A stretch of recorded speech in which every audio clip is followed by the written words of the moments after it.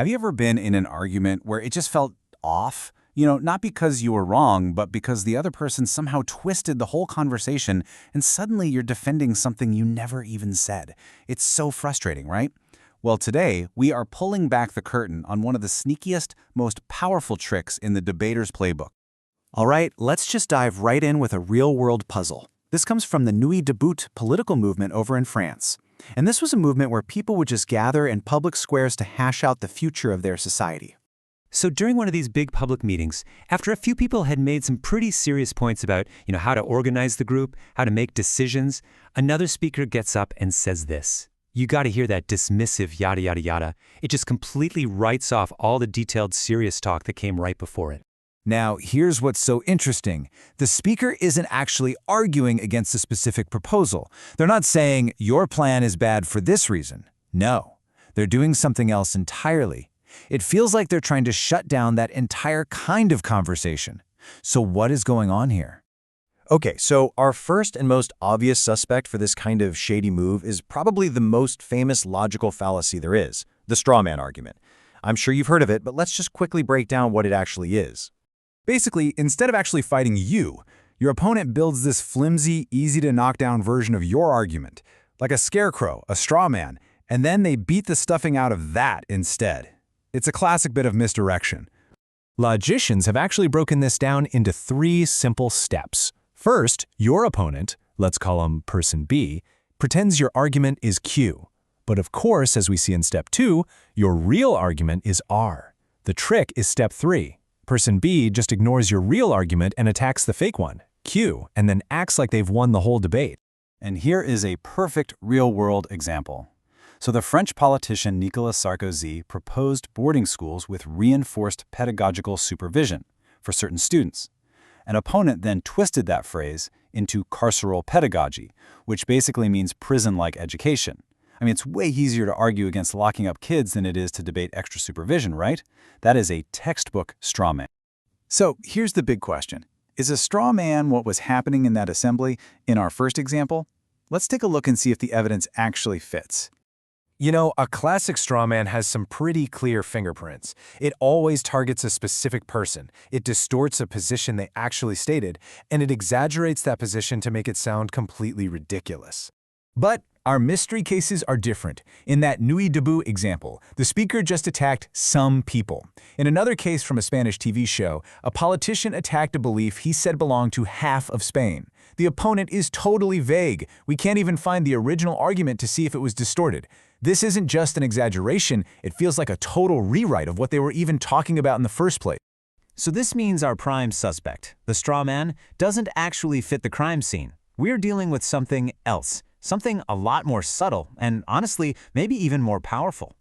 The real tactic that's being used here has a very specific, and I'll admit, a pretty academic-sounding name. But stick with me on this, because once you get it, I promise you, you will start seeing it absolutely everywhere. It's called square resemanticization. We'll get to why the square part makes sense in just a second. But first, let's just focus on that word resemantic. It literally means to change the meaning of something. So, see, unlike a straw man that just exaggerates your point, resemanticization takes your idea and poisons it. It ties it to a totally different, really negative concept. It fundamentally changes what your words are even perceived to mean. So here's the heart of it. The attacker is basically saying, oh, you call your idea organizing? No, no, no. What you're really doing is imposing a rigid system. Or, you say you're for social benefits, but what that really means is generalized welfare dependency. They swap out a neutral or positive term for a toxic one. Okay, so how does this whole poisoning the well thing actually work? Well, the researchers who figured this out broke it down into this really fascinating 4-part model. So this diagram shows how the attack works. The attacker links 2 different conversations, or what the researchers called discourses. The first one is the original totally innocent statement, but the second one is the attacker's toxic reframing of it. And by linking these 2 on the surface, they also create this negative link between the ideas underneath, which totally weakens the original point. Let's just go back to our Nuit Debout example to make this super clear. The first speaker, let's call him Speaker A, introduces a totally neutral idea. He calls it an organizational point. Simple enough, right?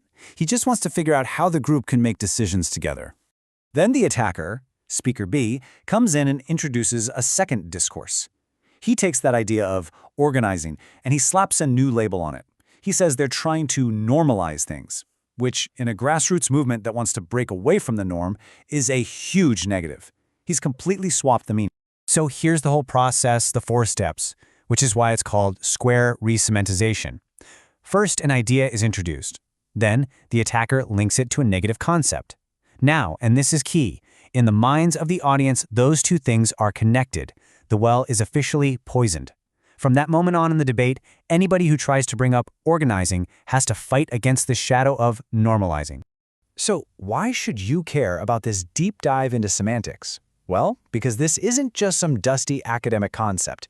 This tactic has a huge impact on political debates, on meetings at work, even on arguments you have with your friends. The real-world impact of resemanticization is that it poisons the entire conversation moving forward. It attaches all of this negative baggage to perfectly reasonable ideas, making them almost impossible to discuss fairly. It is a way to shut down an entire line of thinking without ever having to actually engage with it. It is a masterclass in controlling the narrative. You know, you can think of it like this.